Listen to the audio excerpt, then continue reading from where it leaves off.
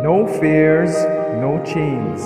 Invites you to live a life of emotional abundance. Written by Vanessa Pisuto. Narrated by Belinda Sainsbury. Good morning, dear friends. Today, December 10th, our devotion is entitled Strong. Our scripture reading is taken from 2 Corinthians chapter 12 and verse 9. And he said to me, "My grace is sufficient for you, for my strength is made perfect in weakness. Therefore, most gladly, I rather boast in my infirmities, that the power of Christ may rest upon me."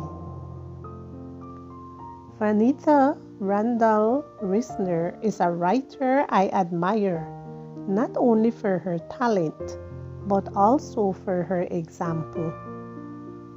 When Vanita was in her 20s, her life was perfect.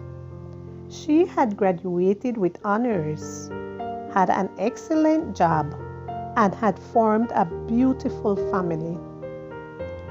Vanita said that from a human standpoint, her life was a success. However, when she turned 30, everything changed. Her marriage went into crisis. One of her sons passed away.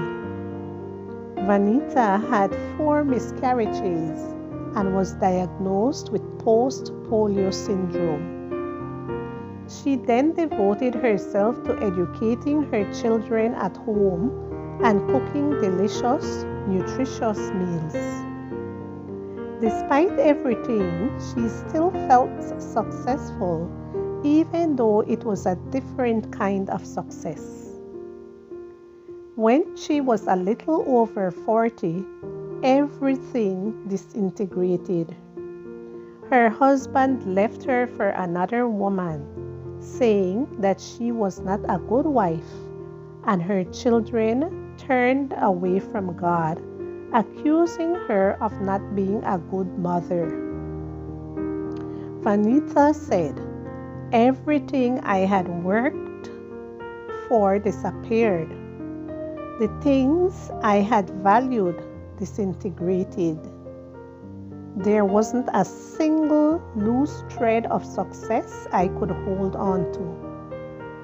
However, she believed her failure became a blessing because she had nothing else to hold on to. Vanita clung to God.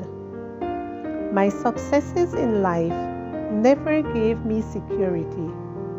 On the contrary, I was pressured to remain successful," she added.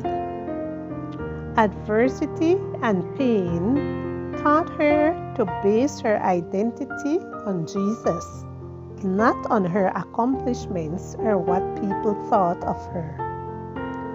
She said she found a new self-confidence and deep peace in the midst of weakness and failure. We tend to look at weaknesses and failures with disdain, but they may be diamonds in the rough. Your weaknesses are the key to the greatest and most unimaginable future God has planned for you, wrote Matthew Kelly. Your strengths are probably already giving all the fruit possible. They will continue to bear good fruit in your life, but at some point, they will begin to stagnate. Your richest and most abundant fruit is intimately linked to your weaknesses. We resist accepting this truth because it is humiliating. However, it is precisely the humility of weakness that makes the fruit sweeter and more abundant. Dear Lord, my physical, mental, and spiritual weaknesses are avenues for your grace. I humbly accept my limitations today. Show me what you can do with them. said to me, "My grace is sufficient for you, for my strength is made perfect in weakness. Therefore, most gladly, I will rather boast in my infirmities, that the power of Christ may rest upon me." 2 Corinthians chapter 12 and verse 9.